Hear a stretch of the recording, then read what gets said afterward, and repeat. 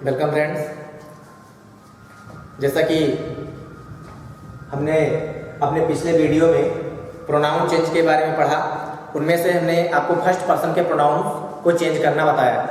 हमने आपको बताया कि फर्स्ट पर्सन का जो प्रोनाउन होते हैं जैसे आई वी और उसके अदर केसेस, वो सभी रिपोर्टिंग वर्ब के सब्जेक्ट के पर्सन नंबर और जेंडर को देख करके चेंज किए जाते हैं। उसके दो तरीके बताए। पहला तो हमने रूल के अकॉर्डिंग जैसा कि पर्सन नंबर जेंडर को देख लेते हैं और उसके अकॉर्डिंग हम प्रोनाउंस को निकाल लेते हैं। दूसरा तरीका हमने ये बताया, दूसरे तरीके में क्या बताया कि जो प्रोनाउन दिए होते हैं अगर वो किसी नाम से चेंज होते हैं तो उसकी जगह पर ही या सी आ जाता है, और अगर वो सब्जेक्टिव केस में होंगे तो ही सी, ऑब्जेक्टिव केस या फिर पजेसिव केस में होते हैं तो उसकी जगह पर जो है ही सी का सब्जेक्टिव या ऑब्जेक्टिव या पजेसिव केस लग जाता है। अगर कोई प्रोनाउन कॉमन नाउन से चेंज होता है, कोई प्रोनाउन कॉमन नाउन से चेंज होने जा रहा होता है तो कॉमन नाउन में तीन प्रोनाउंस हो सकते हैं, या तो ही हो सकता है या सी हो सकता है, वो तो जेंडर के अकॉर्डिंग होगा, और अगर वो कॉमन नाउन आपका प्लूरल नंबर है तो वहां पर दे हो सकता है, दे हो जाता है। तो इस तरीके से अगर कोई प्रोनाउन किसी अदर प्रोनाउन से चेंज हो रहा है तो डायरेक्टली वही प्रोनाउन जिससे चेंज हो रहा है वो वापस वहीं पर चेंज वाले प्रोनाउन की जगह पर आ जाता है। ये तरीका होता है, ठीक है। अब हम बात करेंगे फर्स्ट पर्सन के बाद सेकंड पर्सन के प्रोनाउन में चेंज कैसे होता है। तो सेकंड पर्सन में आपका जो प्रोनाउन आता है उसमें होता है यू। यू सेकंड पर्सन का प्रोनाउन होता है। यू का ऑब्जेक्ट भी यू होता है। ऑब्जेक्ट को पहचानना आसान है। हमें पता है कि अगर सहायक क्रिया या मेन वर्ब से पहले यू दिया है तो सब्जेक्टिव केस होगा, और अगर मेन वर्ब के बाद यू दिया है तो वो ऑब्जेक्टिव केस होगा, और योर तो पजेसिव होता ही है। तो इस सेकंड पर्सन के प्रोनाउन में किस प्रकार से चेंज करेंगे इसके बारे में जानते हैं। सेकंड पर्सन का प्रोनाउन बिल्कुल फर्स्ट पर्सन के अनुसार ही, बस अंतर होगा कि जहां पर हम फर्स्ट पर्सन को रिपोर्टिंग वर्ब के सब्जेक्ट के अनुसार चेंज करते थे वहीं पर हम सेकंड पर्सन को रिपोर्टिंग वर्ब के ऑब्जेक्ट के अनुसार चेंज करेंगे। लेकिन इसका एक सीधा साफ तरीका बताएंगे। इस पर हम ऑब्जेक्ट के अनुसार चेंज करेंगे, लेकिन इसका हम सब जो है आपका कोई पर्सन नंबर और जेंडर निकालना नहीं बताएंगे। देखिए पर्सन नंबर जेंडर निकालना वो तो लागू ही होता है लेकिन वो रूल के अकॉर्डिंग, लेकिन इसका एक सिंपलेस्ट वे है। जब आपका सिंपल सा एक तरीका है तो फिर उसको लगाने की आवश्यकता नहीं है, सिंपल वे के अनुसार इसको चेंज करेंगे। तो हम देख लेते हैं, एग्जांपल ले लेते हैं। एज डायरेक्ट स्पीच आपकी दी गई है, डायरेक्ट स्पीच दी गई है। He said to me, comma inverted comma प्रारंभ। You were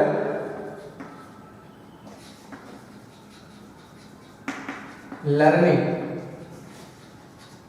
your lesson। Sentence आपका दिया गया है, he said to me you were learning your lesson। देखिए इसमें जैसा हमने बताया था कि प्रोनाउन हमेशा इन्वर्टेड कॉमा के अंदर का पार्ट यानी रिपोर्टेड स्पीच का चेंज होता है, तो उसमें आपका यू दिया गया है, सेकंड पर्सन का प्रोनाउन है। लेकिन जब हम नरेशन बनाएंगे या नरेट करेंगे बात को, तो हम जो अपने भी जितने भी चेंजेस हैं वो आपका जो है लागू कर देंगे, अप्लाई कर देंगे। कहां से? रिपोर्टिंग वर्ब से। इनडायरेक्ट बनाएंगे तो इनडायरेक्ट बनाते समय सबसे पहले हम दिए हुए सब्जेक्ट को लिख लेंगे। सब्जेक्ट को लिखने के बाद में जो आपका सेट टू दिया गया है, मतलब आपका जो है वर्ब दी गई है, इसको चेंज करेंगे। यहाँ पर ये पास्ट फॉर्म में है, यहाँ पर ऑब्जेक्ट भी आया हुआ है, तो ऐसी कंडीशन में ये टोल्ड हो जाएगा। क्यों? क्योंकि टोल्ड इसलिए होगा क्योंकि यहाँ पर सब्जेक्ट आप देख सकते हैं इन्वर्टेड कॉमा के अंदर वाले पार्ट में, रिपोर्टेड स्पीच में, और लास्ट में फुल स्टॉप देख सकते हैं। ये असर्टिव सेंटेंस की पहचान।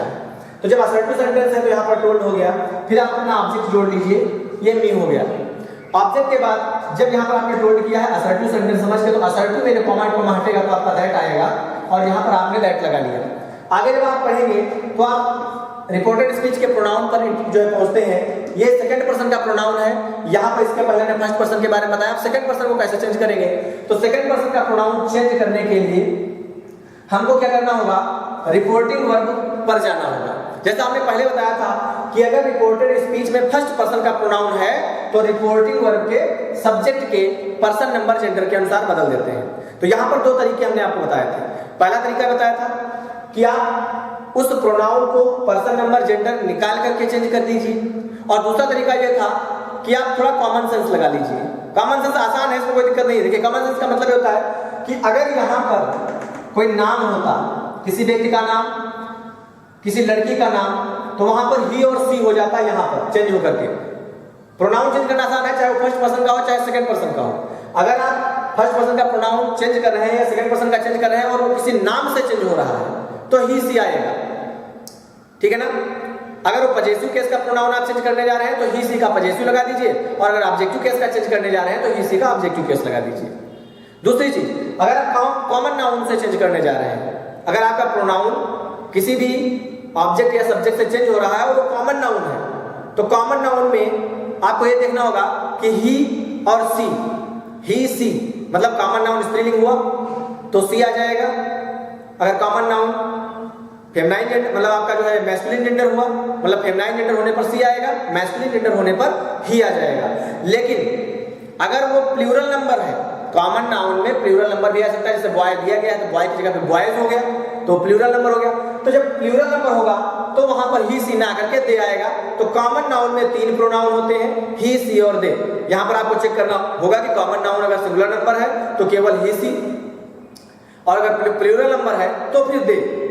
अब ही सी पर भी एक चीज देख लेते हैं, कॉमन नाउन में भी 2 बातें आती हैं। एक बात ये आती है कि यदि आपका कॉमन नाउन का जो प्रोनाउन है वो ये डिफाइन नहीं कर पा रहा है कि यहाँ पर लड़की के लिए लगा है कि लड़के के लिए लगा है, अगर ये चीज वहां पर कॉमन नाउन से क्लियर नहीं हो रही है तो हमेशा ही यूज होता है, और प्लूरल नंबर में तो दे यूज होता है। तो ये 2 तरीके होते हैं कि आप या तो सब्जेक्ट के मतलब सब्जेक्ट वही पर्सन नंबर जेंडर निकाल के लिख लो, या फिर आप अपने कॉमन तरीके से निकाल लो। और कोई प्रोनाउन अगर किसी प्रोनाउन से चेंज होगा तो रिप्लेसमेंट में जिससे चेंज हो रहा होगा वही प्रोनाउन आएगा। तो यहां पर हम बात कर रहे हैं सेकंड पर्सन के प्रोनाउन। सेकंड पर्सन का प्रोनाउन हमेशा जो है वो रिपोर्टिंग वर्ब के, यानी इसके, ये रिपोर्टिंग वर्ब हो गई, इसके ऑब्जेक्ट के, तो ऑब्जेक्ट आपका ये हो गया, इस ऑब्जेक्ट के, ठीक है, इस ऑब्जेक्ट के पर्सन नंबर जेंडर के अनुसार बदली जाती है। अब हमको यहाँ पर पर्सन नंबर जेंडर नहीं देखना है, हम आसानी से बदल सकते हैं। इसको आसानी से कैसे बदलेंगे, आपको करना क्या है, सिर्फ और सिर्फ ये करना है कि हमें पता है कि सेकंड पर्सन का प्रोनाउन चेंज करेगा और इसके अनुसार चेंज करेंगे। तो जब इसके अनुसार चेंज करेंगे तो हमको क्या करना है कि यहाँ पर जो प्रोनाउन दिया है उसी प्रोनाउन को यहाँ पर लिख लें।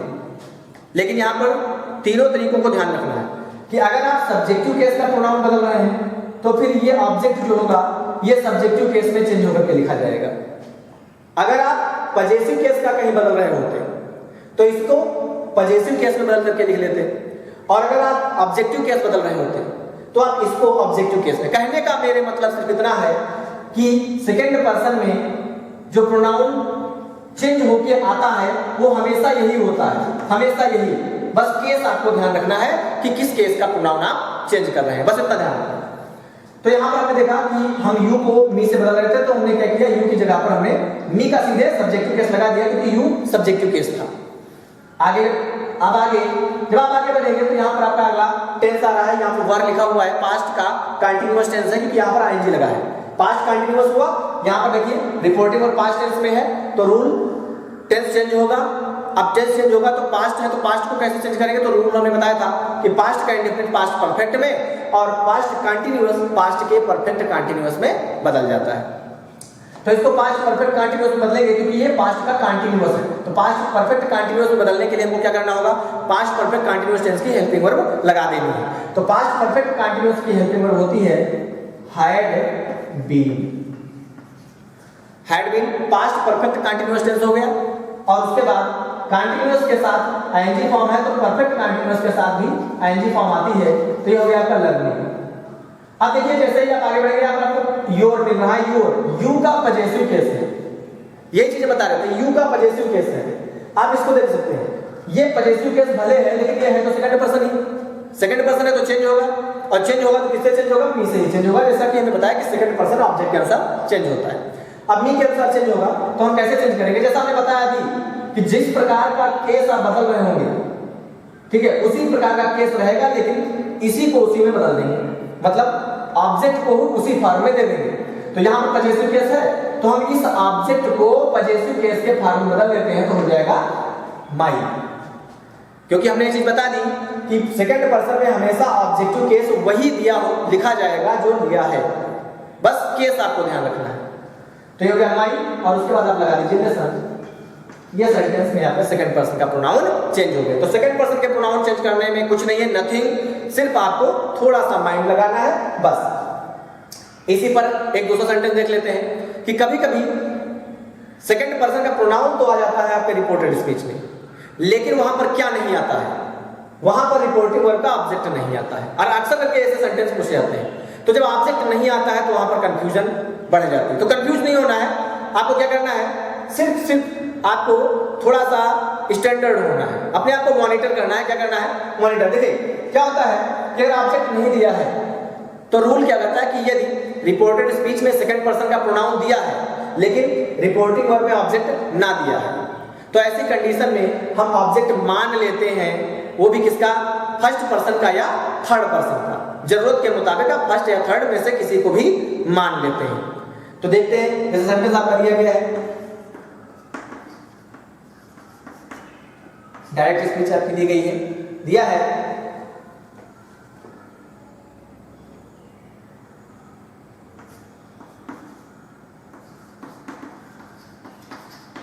The teacher said, कमेंट का प्रारंभ, you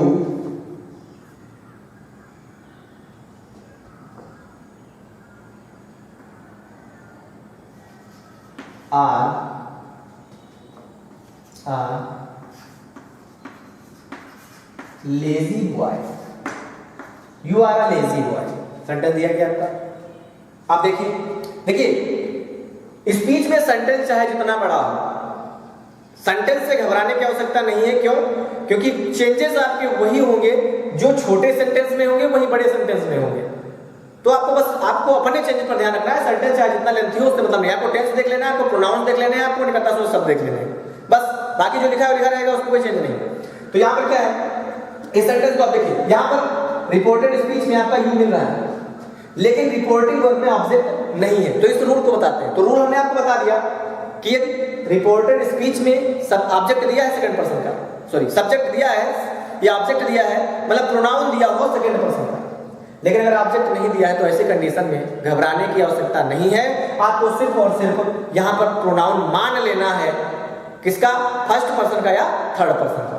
तो कैसे बनाएंगे, देखिए सब्जेक्ट तो आपका लिखा ही लिखा जाएगा, उसमें कोई चेंज नहीं होगा। तो ये हो गया था टीचर सेड,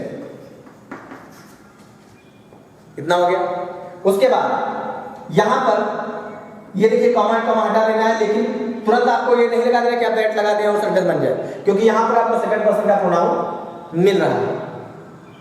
तो जब आपको सेकंड पर्सन का प्रोनाउन मिल रहा है तो ऐसी कंडीशन में आपको थोड़ा सा ध्यान देना होगा कि सेकंड पर्सन बदलेगा लेकिन ऑब्जेक्ट है नहीं, बदलेगा किस आधार पर, तो हमको सेकंड पर्सन मानना है। लेकिन अब आप ध्यान दीजिए कि जब आप सेकंड पर्सन मानेंगे तो ऑब्जेक्ट बन जाएगा, और ऑब्जेक्ट बन जाएगा तो मतलब क्या हुआ कि सेड के बाद ऑब्जेक्ट आ गया।